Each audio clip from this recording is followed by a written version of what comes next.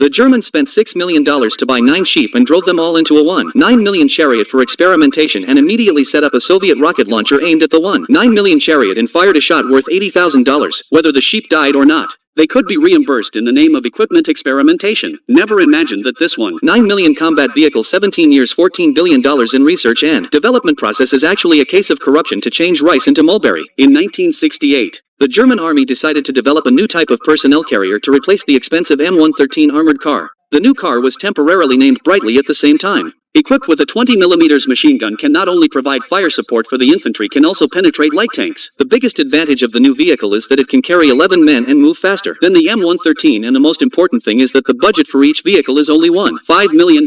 After hearing Smith's presentation, the generals unanimously gave the new vehicle a 5-star review, praising it as a breakthrough in the history of German military equipment. The design was immediately approved. But there was a problem right after the model was made. One of the generals, after looking at the model, thought it would be a good idea to add a reconnaissance function to the new vehicle. Commissioner Smith calmly objected that the scouting module would make the troop carriers more conspicuous and increase the risk of exposure. Smith was about to ask the general to withdraw his order when he heard the general's new idea of installing a few machine gun holes in the vehicle so that it could fire from 360 degrees from the inside. Smith tried to refute this, but no sooner had he licked his lips than the generals came up with the idea of adding a 125mm gun to the mix, so that there would be heavy firepower as well. Smith was in a bit of a dilemma because the artillery and ammunition would reduce the number of troops that could be transported. But he didn't realize that the generals were saying that there would be room for fewer men. Although the generals' ideas were a bit of a headache, but Smith, for the sake of promotion, still modified the drawings so that the troop carriers have been sharpened into tanks. The moment the drawings came out, the developers were speechless. This thing was so conspicuous it would be a target on the battlefield, but Smith was speechless as long as it didn't cause any more problems. But the trouble obviously didn't end there. The generals thought the drawings were perfect, and just when Smith thought it was finally over, the general's brilliant idea came up again. The opposition would think it was a tank, so they would surely focus their fire on it. The safety of the personnel would be in jeopardy, so the armor would have to be upgraded. The generals were getting more and more excited and even said that amphibious armor could be installed, but Smith said that it was very difficult to do so. The armor would make it slower, so it would be impossible to detect, but the generals said that it could be a proactive defense by loading anti-missile rockets on the vehicle, not only to take out the enemy before they attacked, but also to be able to shoot smoke bombs and quickly move away. Smith carefully summarized the generals' comments and said that the current budget could not be completed. The purpose was to let the generals know the difficulty of backing out of. The generals did not expect the generals did not care about. The generals quickly increased the cost of research and development to $14 billion.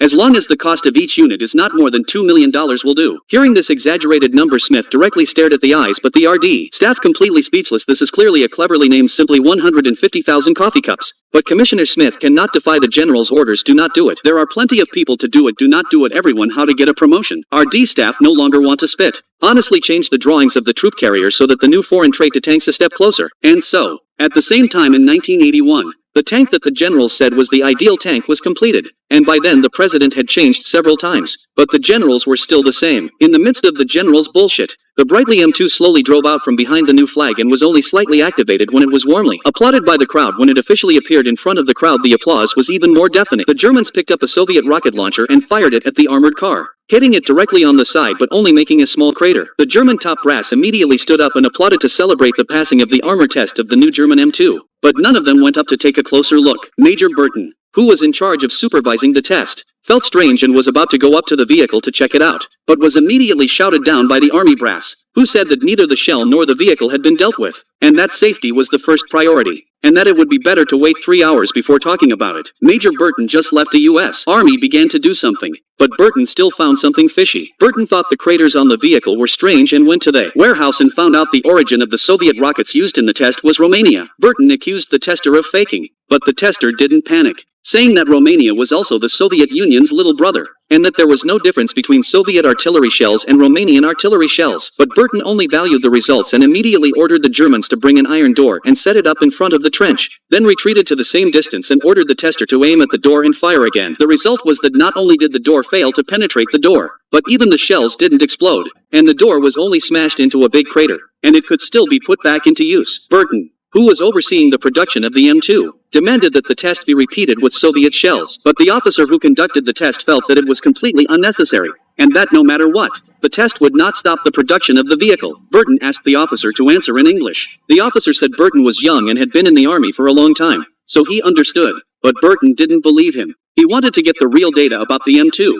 So he immediately pulled a bunch of dummies from a military truck and ordered the Germans to take them off the truck and put them all in the M2 and then shoot them with Soviet rockets. Burton thought it was a sure thing, but still underestimated the German tactics. Army took advantage of Burton's attention to take off the clothes of all the dummies. And when the gunner opened fire, M2 armored car was instantly pierced by the shells. Army soldiers immediately picked up the dummies' clothes and brought them to the report as a proof that the dummies were unharmed. But while Burton was checking the clothes, the army quickly took the blown-up dummy away. And when Burton realized that something was wrong, the dummy's car was long gone. Burton found that people are stupid. Immediately realized that the quality of the M2 is not good. Quickly to the designer of the Smith theory, but Smith is also difficult to say that the quality of the problem should be to go to the top of the army. At the same time also kindly reminded Burton a bag of nuts cost 90,000, a cup cost 150,000. Burton went back to General Pard, who had submitted it for acceptance. But Pard opened his left hand with 5 fingers and advised Major Burton to stop. The first test data had already been submitted, and no one was going to stop the production of the M2. In order to stop the production of the M2, Burton decides to buy 9 sheep at his own expense,